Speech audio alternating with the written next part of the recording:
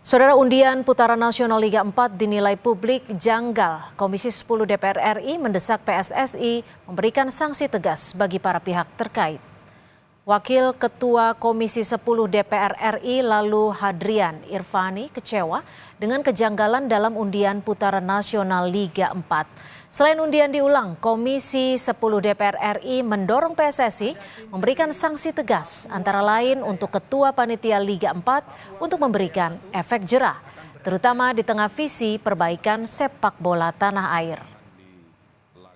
Di sisa laga bek kiri dan gelandang dan PSSI dan tentu seluruh daripada masyarakat.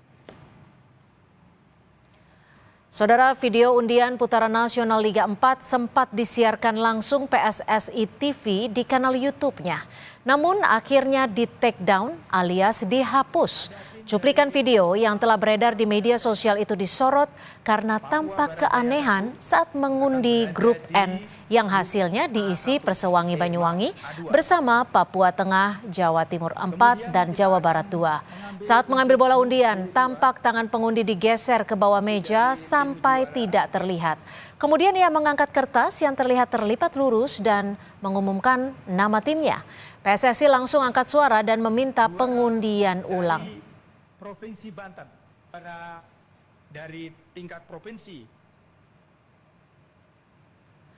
Melalui keterangan tertulis, Ketua Umum PSSI Erick Thohir berbicara, kami menyesalkan pelaksanaan drawing Liga 4 yang berlangsung secara tidak profesional dan tidak transparan. Jangan pernah main-main dengan kompetisi Liga. Demi menjunjung fair play dan integritas kompetisi, kami mendesak agar dilakukan drawing ulang dengan prosedur yang jelas, adil, dan melibatkan semua pihak terkait. Apa yang dibaca dari carut-marut undian Liga 4 dan bagaimana sanksi tegas bisa dijatuhkan oleh PSSI kepada para pihak yang terlibat? Kita akan bahas bersama Lalu Hadrian Irvani, Wakil Ketua Komisi 10 DPR RI fraksi PKB dan pengamat sepak bola yang juga jurnalis olahraga, Mas Firzi Idris. Mas Firzi, Pak Lalu, terima kasih sudah bergabung bersama kami di Kompas Petang. Saya ke Pak Lalu dulu. Pak Lalu, kalau Anda melihatnya ini sudah mendapat klarifikasi soal ini dari PSSI? Ya, beberapa waktu yang lalu kami klarifikasi di PSSI dan memang terjadi hal-hal yang diributkan hari ini baik di media sosial maupun di media massa. Ada kelalaian atau mungkin unsur kesengajaan kalau saya melihat bahwa panitia Liga 4 ini melakukan kecurangan atau tidak menjunjung tinggi fair play. Ini sangat miris karena hari ini PSSI sedang melaksanakan blueprint, sedang melaksanakan peta jalan sepak bola nasional. Di satu sisi ada oknum, ya itu kan kalau tidak salah Ketua Asprop dari Yogyakarta melakukan tindakan-tindakan yang tidak fair play. Terutama terkait dengan pengundian atau drawing dari Liga 4. Ini tidak boleh terjadi dan kami sangat mendesak kepada Pak Erick Thohir dan seluruh jajaran PSSI untuk memberikan sanksi tegas. Karena Liga 4 ini akan diikuti oleh seluruh Indonesia. Liga-liga kita baik Liga 4, Liga 3, Liga 2, Liga 1 tidak boleh tercemar oleh hal-hal yang tidak fair, hal-hal yang negatif. Karena memang kompetisi dan liga inilah sebagai wadah, sebagai sumber kita untuk memperoleh atlet-atlet sepak bola nasional yang akan memperkuat timnas kita ke depan. Kalau Mas Firzi, ini kan PSSI katanya sedang berbenah, sedang memperbaiki. Lalu Anda melihat ini lolos dari kejanggalan undian Liga 4 atau bagaimana Anda membacanya? Ya, pertama saya membacanya juga apresiasi kepada football family kita ya yang sudah melihat adanya kejanggalan ini, dan ini bukti bahwa para stakeholder sepak bola kita tuh udah cerdas ya. Publik dan semua itu bisa mencium kalau ada anggapan-anggapan sesuatu yang dinilai anomali atau mencurigakan gitu, karena kita udah tahu gitu, karena kita udah bertahun-tahun Mbak lihat cara drawing yang benar di Liga Champions, bagaimana seorang pengambil undian tuh mengambil bolanya dari ball terus membukanya, meletakkan bagian-bagian komponen bola di meja, dan mengeluarkan kertas yang bisa dibaca oleh hadirin yang datang dan juga kamera. Habis itu kemudian zoom in ke nama klub yang diambil dari undian. Nah, disinilah kita bisa lihat bahwa ya publik nih udah pintar sekarang kalau ditayangin seperti itu, dan ada oknum-oknum seperti Pak Lalu bilang yang berharap bahwa ini bisa lepas dari perhatian para stakeholder. Kayaknya sekarang udah tidak bisa lagi seperti itu, karena hal-hal kayak gini udah sangat diperhatikan sekali sepak bola kita, terutama ya itu tadi dengan motornya timnas kita dari top down, kita membangun sepak bola Indonesia semua komponen untuk ke arah yang lebih baik. Jadi jangan lagi bermain-main seperti ini, seperti yang Pak Erik bilang, jangan bermain dengan kompetisi Liga 1 dan harus semua berlangsung secara profesional dan juga transparan. Oke, kalau secara profesional dan transparan, tadi desakan dari Pak Lalu adalah supaya ada efek jerat. Lalu menurut Anda, Pak Lalu, siapa saja yang harus dijatuhi sanksi tegas ini dan sanksinya bisa berupa apa? Ya, tentunya kan yang sebagai panitia Liga 4 untuk tingkat nasional ini, tadi termasuk yang Ketua Asprop Yogyakarta beserta seluruh jajaran yang terlibat.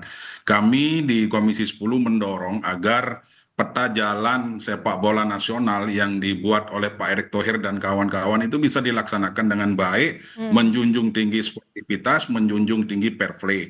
Kalau terjadi hal-hal seperti ini atau masih ada oknum-oknum di dalam wadah PSSI itu yang melakukan hal-hal kecurangan seperti ini, ya saya meminta dan teman-teman di Komisi 10 juga meminta agar ini dibersihkan.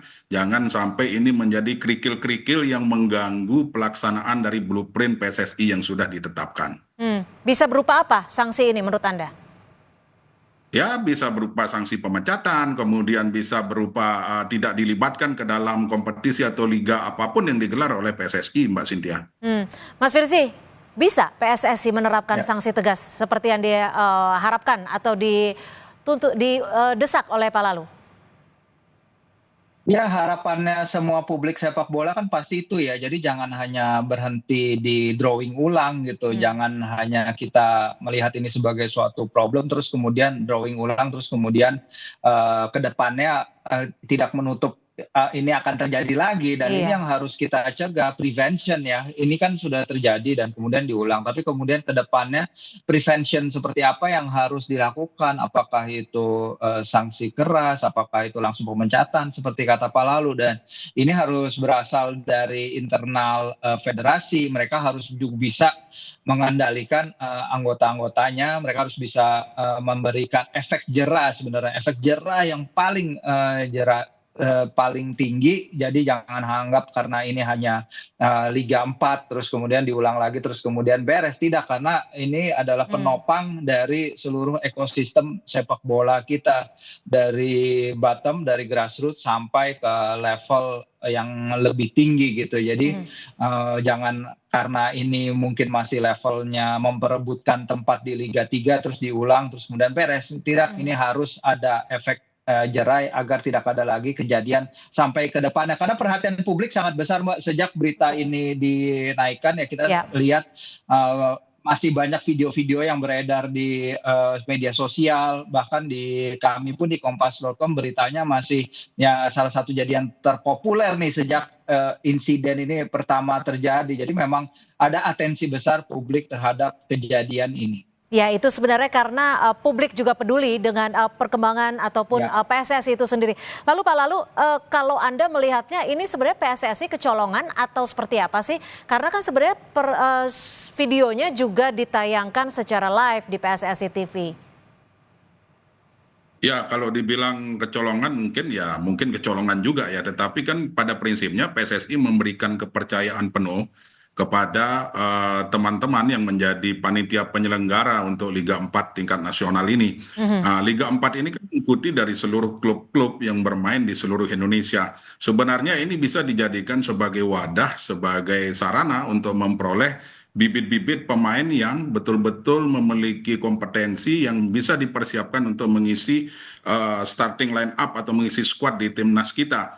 Tetapi kita sangat menyayangkan bahwa hal-hal seperti ini dicederai oleh oknum-oknum yang masih ada hari ini di PSSI.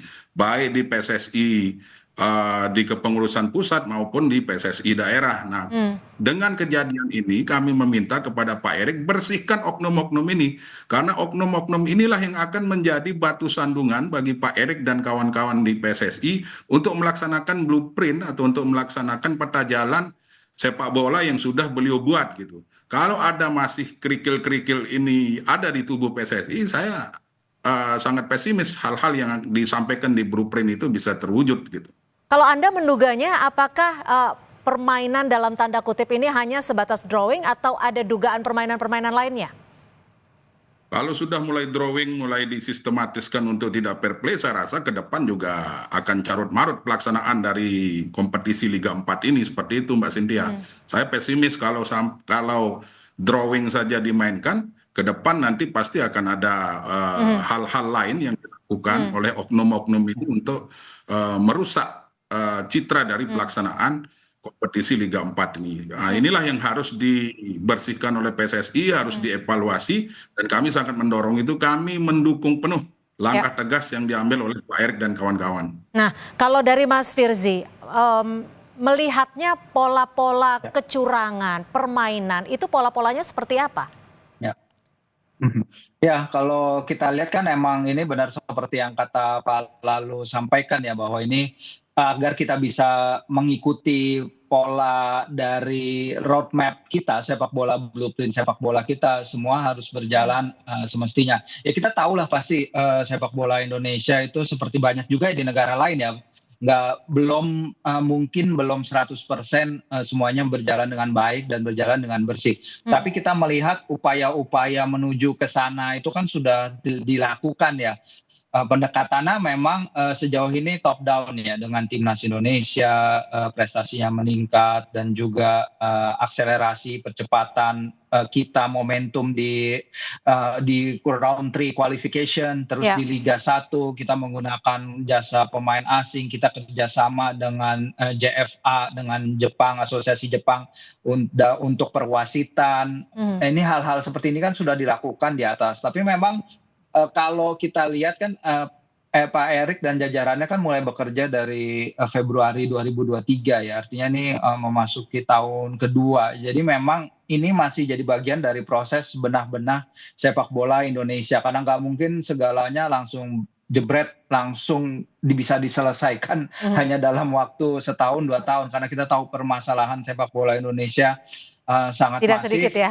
sejak kembali. Tidak sedikit, benar. Kalau lihat perjalanan sepak bola Indonesia dalam 10 tahun terakhir, pembekuan PSSI, terus ada pandemi, terus ada tragedi Kanjuruhan yang sangat disayangkan, ini akan memerlukan waktu sebenarnya, Mbak. Baik, jadi intinya pembenahannya juga harus dilakukan secara total. Jika ada pihak-pihak ataupun oknum-oknum yang ingin merusak PSSI, memang harus dibenahi.